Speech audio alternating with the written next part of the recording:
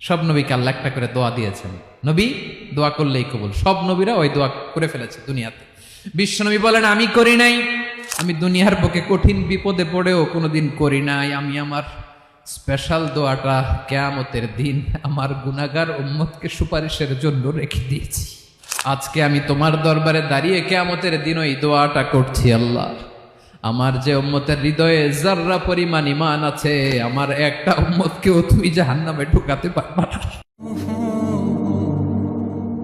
বিশ্বনবী একবার ছাগলের রান খাচ্ছিলেন, খেতে খেতে বিশ্বনবী বলেন আনা সাইয়্যিদুন নাসি ইয়াউমাল কিয়ামা, আমি কিয়ামতের দিন সর্বশ্রেষ্ঠ হব, মানুষের মধ্যে সর্বশ্রেষ্ঠ সেরা আমি বিশ্বনবী। আলহামদুলিল্লাহ পড়েন।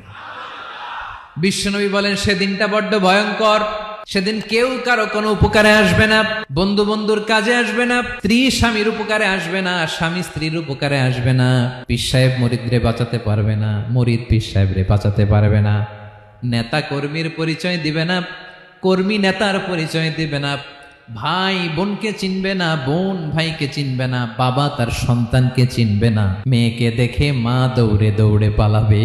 বড্ড ভয়ঙ্কর দিন। বিশ্বনবী বলবেন জমিনটা এখনকার মতো থাকবে না, পুরো জমিনটা সমান হয়ে যাবে, ফ্ল্যাট। এখন তো গোল, তখন ফ্ল্যাট।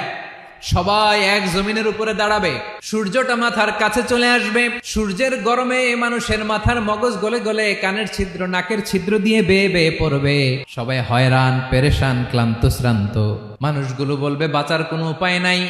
50,000 বছর মানুষ এরকম দৌড়াবে, চিৎকার করবে, কাঁদবে, বাঁচার কোনো উপায় নাই। সবাই বলবে আহ, আল্লাহ যদি বিচারটা শুরু করতো, যা হবার হবে, আগে বিচার শুরু করুক। বিচারই শুরু হয় না, বিচার শুরু হইতেই 50,000 বছর। আল্লাহ, 50,000 বছর, 5,000, 15,000 না, 50,000 বছর এরকম যাবে। মানুষগুলো কাঁদতে কাঁদতে বলবে চলো আমরা আদম আলাইহিস সালামের কাছে যাই, যেন আল্লাহরে যে সুপারিশ করে, আল্লাহ আপনি বিচার শুরু করেন। কিয়ামতের ময়দানে সবাই মিলে সাইয়েদনা আদম আলাইহিস সালামের কাছে যেয়ে বলবে ইয়া আবাল বাশার ইয়া আউয়ালাল আম্বিয়া, ও আদম নবী আপনি দুনিয়ার বুকে প্রথম নবী, আল্লাহ নিজ হাতে আপনারে 60 হাত লম্বা করে বানিয়েছেন, আপনার সম্মানে ফেরেশতাদেরকে সেজদা দিতে বলেছেন, দুনিয়ার প্রথম নবী প্রথম মানুষ আপনি, আপনি আল্লাহর যে সুপারিশ করেন যেন আল্লাহ বিচার শুরু করে।